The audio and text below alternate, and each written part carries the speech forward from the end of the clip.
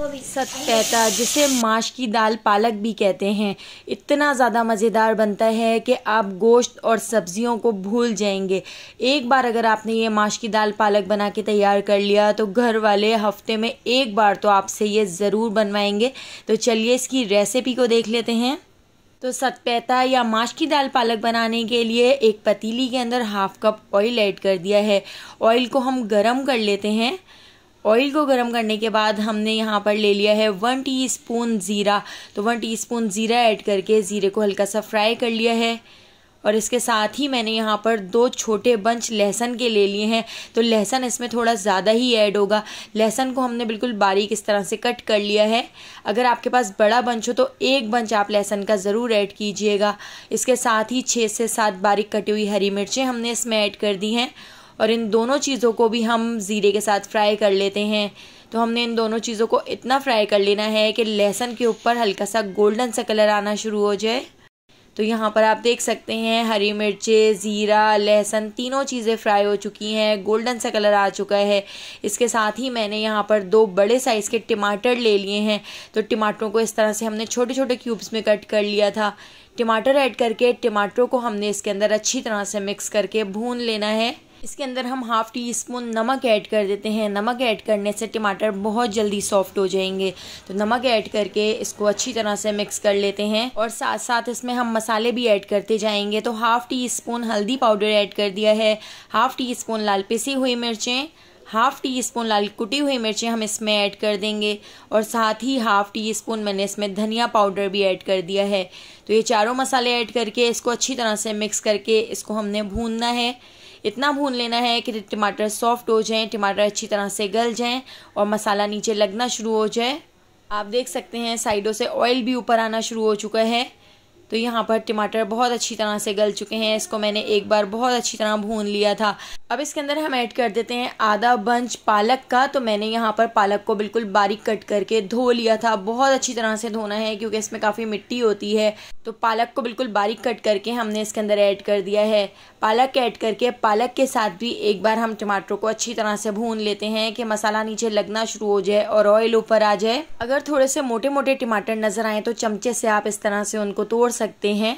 तो यहाँ पर आप देख सकते हैं मसाले का कलर चेंज होना शुरू हो चुका है, पालक इसमें अच्छी तरह से भुन गया है। तो यहाँ पर मसाला हमारा तैयार हो चुका है। इसके अंदर हम ऐड कर देते हैं तकरीबन 3 ग्लास के करीब पानी। तो दोस्तों यहाँ पर मैं आपको याद दिलाती चलूँ, अगर आपको मेरी रेसिपी अच्छी लग रही है तो लाइक करना बिल्कुल भी मत भूलिएगा। और अगर रेसिपी अच्छी नहीं लग रही है तो आप इसको डिसलाइक भी कर सकते हैं। तो देखिए पानी ऐड करके अब हम इसके अंदर ऐड कर देते हैं माश की दाल। तो माश की दाल को अच्छी तरह से धोने के बाद मैंने इसको 3 से 4 घंटे पहले सोक कर दिया था, इसको भिगो दिया था पानी के अंदर। और माश की दाल हमने यहाँ पर 1 पाव के करीब ली है। माश की दाल ऐड करके इसको अच्छी तरह से मिक्स कर लिया है। तो आपने इसमें अभी बिल्कुल भी चमचा नहीं चलाना है, खास तौर पे स्टील का या लोहे का चमचा नहीं चलाना है, वरना दाल खड़ी खड़ी रहेगी, अच्छी तरह से नहीं गलेगी। पतीली को हिलाकर हमने माश की दाल को इसमें मिक्स कर लिया है और इसमें बॉयल आ चुका है। बॉयल आने के बाद मैंने इसको 1 घंटे के लिए लो फ्लेम पर छोड़ दिया था। आप देखिए माश की जो दाल है वो कितनी अच्छी तरह से गल चुकी है, बहुत अच्छी तरह से टेंडर हो चुकी है। गलने के बाद आपने इसमें चमचा चलाना है, उससे पहले चमचा आपने बिल्कुल भी नहीं चलाना है।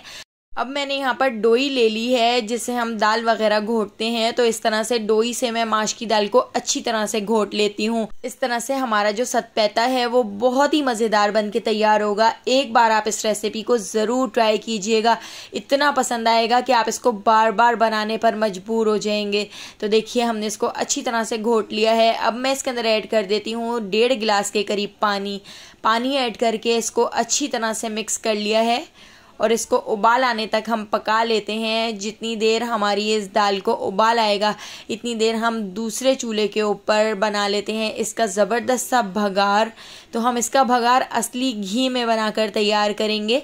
तो थोड़ी देर के लिए इसको कवर करके लो फ्लेम पर छोड़ देते हैं। इतनी देर हम इसका भगार बना के तैयार कर लेते हैं।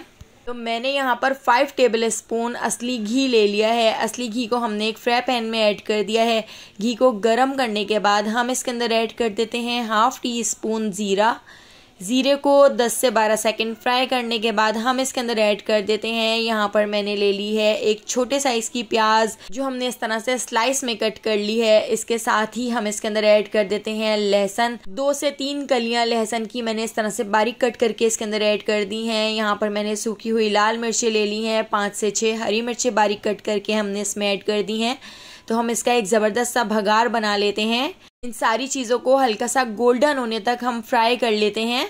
तो देखिए यहाँ पे हमारा भगार भी बनकर तैयार हो चुका है, हल्का सा गोल्डन सा कलर आ चुका है। तो गरम गरम इस भगार को हम दाल के ऊपर डाल देते हैं।